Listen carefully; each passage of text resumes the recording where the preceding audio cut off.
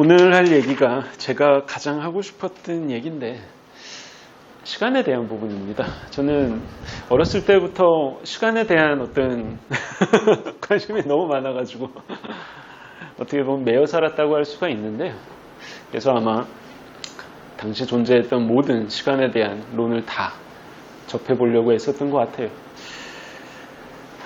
그래서 나온 결론은 간단합니다. 그냥 간단해요. 뭐냐 하면은 우리는 시간을 인지할 수 있는 일반적인 말하자면 어떤 평균적인 인간의 인지 범위 내에서는 시간을 시제로 인지할 수밖에 없어요. 시제가 뭐죠? 현재와 과거와 미래. 그죠? 근데 인지 범위를 좀 넓혀 보니까 이 인간한테 탑재된 이 센서라는 게 좀 구시대적이고 삐꾸야. 좀 성능이 떨어집니다. 그래서 이런저런 방법들을 거치다 보면 이 성능 안 좋은 거를 약간 센서를 강화할 수가 있어요. 오버클럭킹이 가능합니다. 그런 거를 오버클럭킹 된 상태에서 인지를 하다 보면 사실 시간은 전혀 흐르지 않아요. 과거하고 미래라는 것은 없더라고요. 그래서 되게 뜬금없는 얘기일 수도 있어요. 이거는 체험을 좀 거쳐야지 아마 납득이 되실 건데, 근데 그럼에도 불구하고 우리는 반드시 체험을 할 필요는 없어요. 왜냐하면 천체 물리학자와 1970년대 이후에 어쨌든 일반 상대성 이론이 일반화된 이후의 물리학이라는 것은 실제로 우주에 절대적인 시제로서의 시간은 존재하지 않는다는 게 증명이 됐습니다.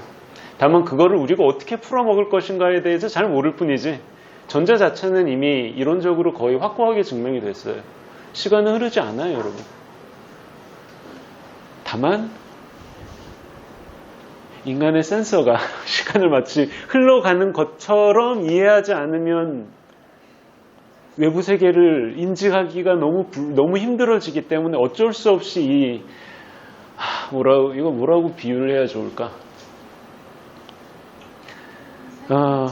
네?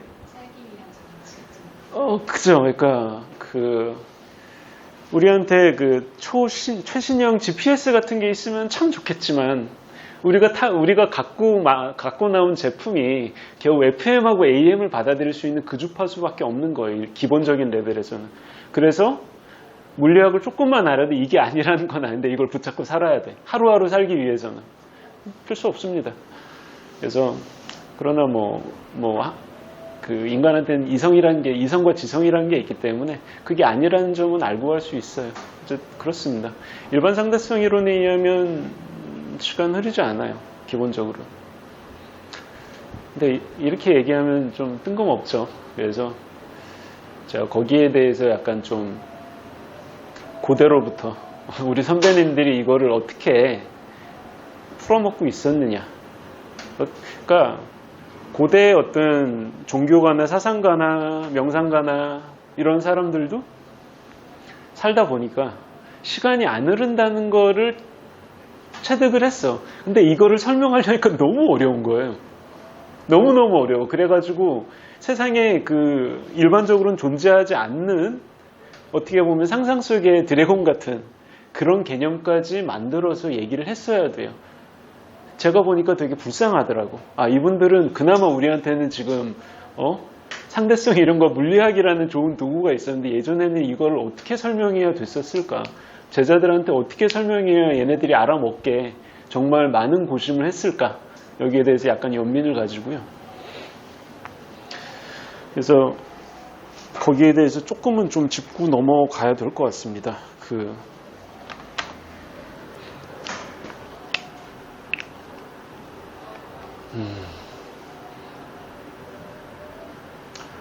갑자기 기억 안 난다. 이거 뭐라고 하는 게 좋을까? 도가사상이라고 하는 게 좋겠죠. 이게 나중에 큰일 났네 진짜. 이거 한의학과 2학년 때 배우는 건데 까먹었어. 소강절이 만든 게 뭐죠? 주약? 아니요. 주약은 훨씬 더 전에 돼 있고 그거를 소강절이 발전시킨 거 있잖아요.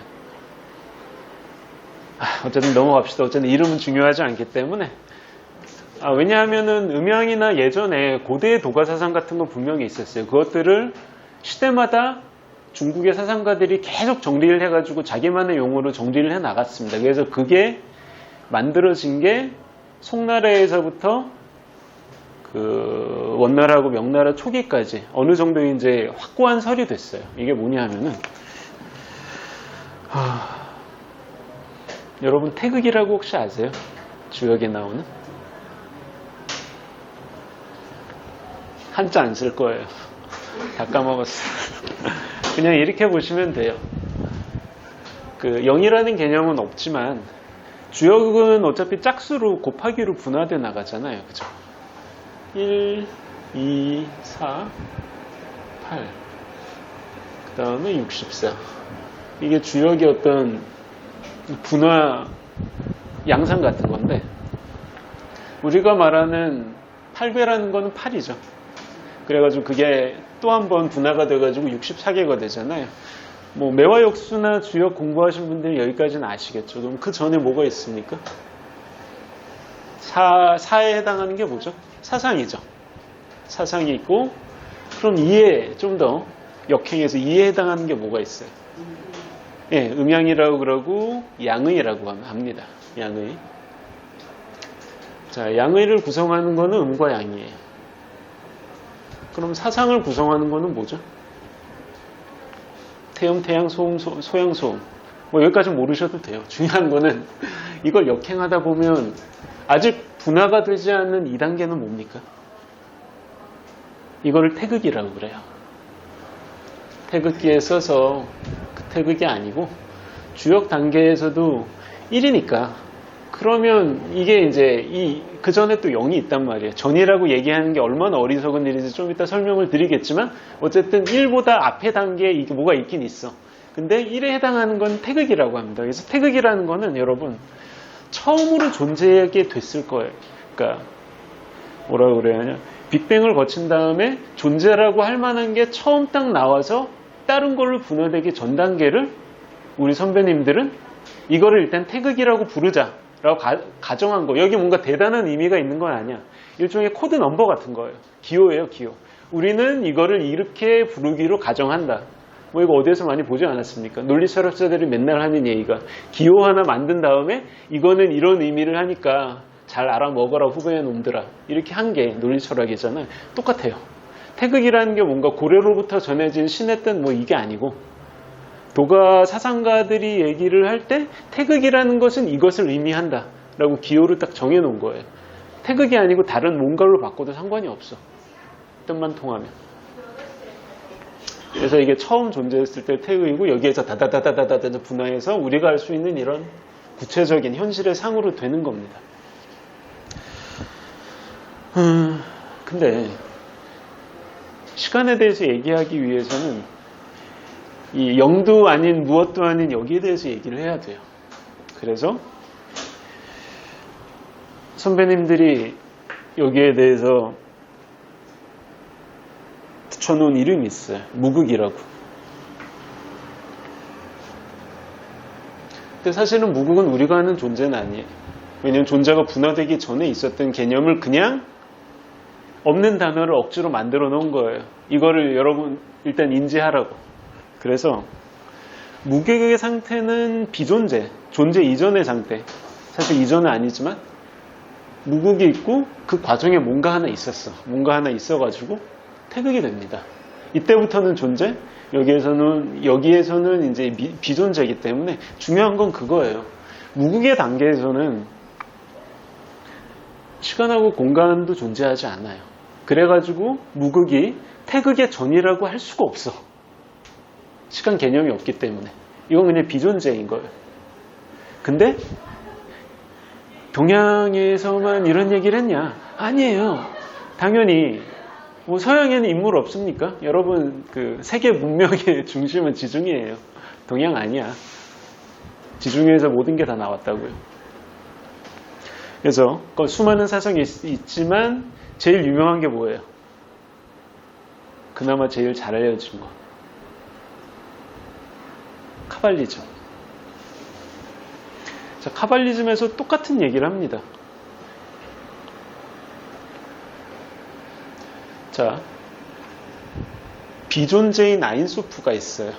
아인소프가 있고 거기에서 무슨 일이 벌어집니까? 말할 수 없는 누군가가 빛이 있으라라고 외치고 나니까 뭐가 생겨요? 케텔이 생겨요. 여러분 카발리즘은 좀 아세요? 케텔이 1번인 건 아십니까? 맨 위에 있는 애? 잘 모르세요? 비슷해요. 그냥 카발리즘은 1에서 10까지 표현한 것 뿐이고 주역은 굳이 말하자면 이거는 1, 2, 3, 4, 5죠. 그쵸? 분화 단계 자체가 1, 2, 3, 4, 5고 그냥 카발리즘은 1에서 10까지 그냥 표현한 것 뿐이에요. 근데 그거밖에 차이가 없어요. 근데 존재의 분화 양상을 수비학적으로 나타내 보겠다라는 그 의지는 똑같아요. 근데 어쨌든 얘기하고 싶은 거는 이 무극의, 동양에서 무극에 해당하는 개념이 카발리즘에서는 아인소프라고 불렸습니다. 존재 이전, 비존재의 단계고 근데 빛이 있으라 해가지고 세상이 만들어졌어요. 이걸 요즘에 뭐라고 그러죠? 빅뱅. 빅뱅이 있은 다음에 시간하고 공간하고 모든 물상이 다 생기잖아요. 뭐 그거를 뭐 예전에는 빛이 있으라고 그냥 그렇게 표현한 것 뿐이 빛이 있으라도 그냥 일종의 기호예요. 큰 뜻이 있는 게 아니야. 동양에서도 마찬가지예요. 지금 요 무극태극에서 양으로 가는 건 좀 점잖게 표현했지만 예전에는 어떻게 표현했습니까? 신화에서는, 중국 신화에서는 단고라고 혹시 아세요? 우주 이전에 거대한 혼돈 거인이 있었다가 걔가 죽어가지고 이런 것들이 됐다 뭐. 이거는 근데 여러분 지금 제일 대표적인 것들만 얘기하고 있지만 아즈텍에서도 비슷해, 인디언도 비슷해. 인도라고 다를 것 같습니까? 다 똑같아요. 다른 게 없어. 다른 게 디테일이 조금씩 다르긴 하지만 그건 문화적 차이일 뿐이고 기본적인 존재 양상은 똑같아요. 아인소프에서 케텔로 분화가 됐다. 비존재였던 무극에서 태극으로 존재가 시작이 되었다. 중요한 건 이거거든. 근데 이 과정에서, 이 빅뱅의 과정에서 빛이 있어라 하는 그 과정에서요.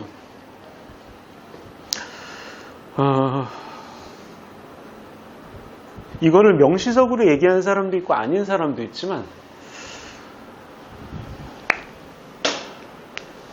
아인소프하고 무극의 단계에서는 시간과 공간은 존재하지 않는다라는 뉘앙스는 언제나 나와 있습니다.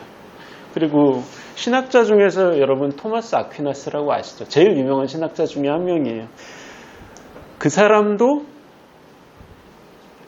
자기 책에서 그 얘기를 했습니다. 천지창조 이전에는 우리가 아는 시간은 없었을 것이다. 그러니까 공부하는 사람들은 대충 비슷한 결론. 제가 언제나 하는 얘기가 그거예요. 어떤 분야를 머리 좀 되는 사람들이 열심히 하다 보면 결론이 달라질 수가 없어요. 대충 비슷한 길로 갈 수밖에 없습니다. 근본적인 거는.